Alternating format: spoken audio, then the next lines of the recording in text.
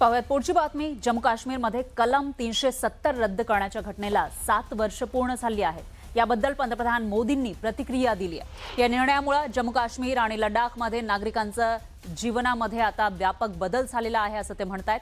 जम्मू काश्मीर आणि लडाखच्या विकासासाठी आम्ही सदैव कटिबद्ध आहोत असंही पंतप्रधान मोदींनी म्हटलेलं आहे।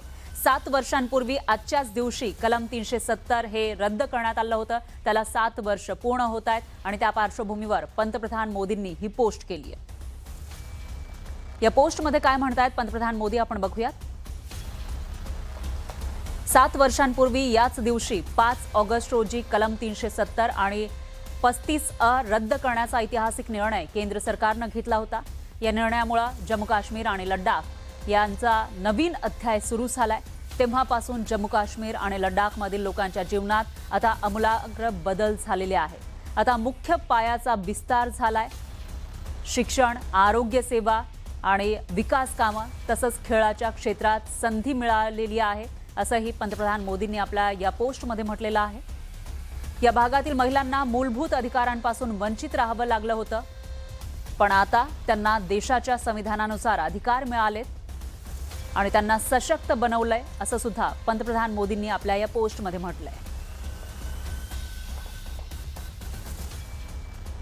तर दुसरीकडे शहबाज शरीफ यांनी भारतावर टीका केलेली आहे। ते नेमकं काय म्हणतात आपण बघूयात। शहबाज शरीफ पाकिस्तानचे पंतप्रधान त्यांनी ही टीका केली आहे। भारताकडून आंतरराष्ट्रीय कराराचं उल्लंघन करण्यात आलं असं शहबाज शरीफ म्हणतात। तर जम्मू काश्मीरचा आंतरराष्ट्रीय स्तरावरील दर्जा बदलू शकत नाही असंही त्यांनी म्हटलेलं आहे। 370 हटवलेलं होतं जम्मू काश्मीर, भारतामधल्या जम्मू काश्मीरमधलं हे 370 हटवण्यात आलं आणि त्याच्यावरून पाकिस्तानकडून ही आगपाखड केली जाते।